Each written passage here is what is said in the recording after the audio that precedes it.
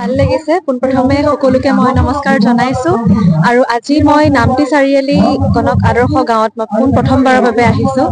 আৰু আহি যি এটা পৰিৱেশ দেখা পাইছো মাজ নিশালৈকে সকলোৱে উজাগৰে আছে আৰু আমাৰ বাবে মোৰ বাবে প্ৰণয় বৰদলৈ ছাৰৰ বাবে অপেক্ষা কৰি আছে তেওঁলোকে ইমান ধৈৰ্য সহকাৰে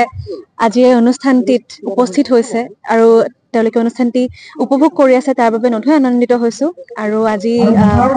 এই গণক আদৰ্শ বঁটাটি পাই নথৈ আনন্দিত হৈছো আৰু গৌৰৱবোধ কৰিছো নাজানো যোগ্যতা আছে নাই বঁটাটি পোৱাৰ কিন্তু বঁটা এটা পোৱাৰ লগে লগে বহুতখিনি দায়িত্বও বাঢ়ি যায় সেয়েহে সকলোৰে পৰা অনুৰোধ কৰিছো যাতে এইদৰে মোক আশীৰ্বাদ আৰু মৰম দি মোৰ জীৱন বাটত যাতে আগুৱাই নিয়ে ধন্যবাদ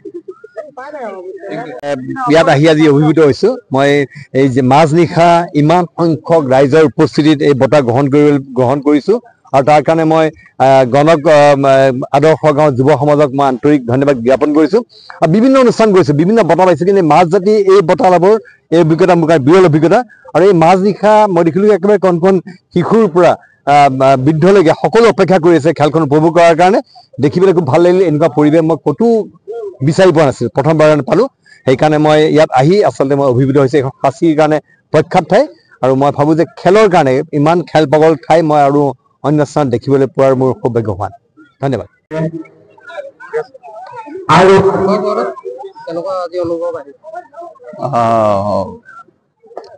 সঁচাকৈ বহুত ভাল লাগিছে কাৰণ আজি নামটি চাৰিআলি আদৰ্শ গণক গাঁৱৰ উদ্যোগত আৰু স্থানীয় ৰাজ্যৰ সহযোগত 5 দিনীয়া যি দিবানৈক্য ক্ৰিকেট প্ৰতিযোগিতা হৈছে ইয়াত আহি এনেকুৱা অনুভৱ হৈছে যে ইয়াত নামটি চাৰিআলি তেনেকুৱা নহয় মই বেলেগ ক'ৰবাতহে আছো ইমান সুন্দৰকৈ আপোনালোকে সাজ সজ্জা তুলিছে উদ্যোক্তা মণ্ডলীয়ে ধন্যবাদ দিছোঁ সভাপতি মহোদয়ক সম্পাদক মহোদয়ক আৰু লগতে আজি মানে অনুভৱ এনেকুৱা হৈ আছে আজি খেলো খুব ভাল হ'ব এতিয়া প্ৰায় মধ্যনিশা হাজাৰ হাজাৰ জনতা আজি গোটেই খেলপথাৰ চাৰিওকাষে অৱস্থান গ্ৰহণ কৰিছে এতিয়ালৈকে হিতৰ ধান পকু নেওচি সকলো মানুহ শিশুৰ পৰা লৈ মহিলাৰ পৰা লৈ বয়োজ্যেষ্ঠজনলৈকে ইয়াত দেখা গৈছে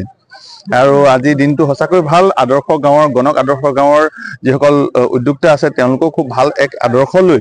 আজি আমাৰ জ্যেষ্ঠ শিল্পী NKTVৰ জ্যেষ্ঠ শিল্পী প্ৰণয় বৰদলৈ ছাৰ আৰু আমাৰ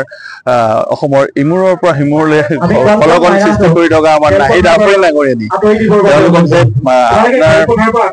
সন্মান দিলে বঁটা দিলে আদৰ্শ বঁটা দিছে তাৰ কাৰণে সঁচাকৈ মই সমূহ গণক আদৰ্শ গাঁওবাসীক ধন্যবাদ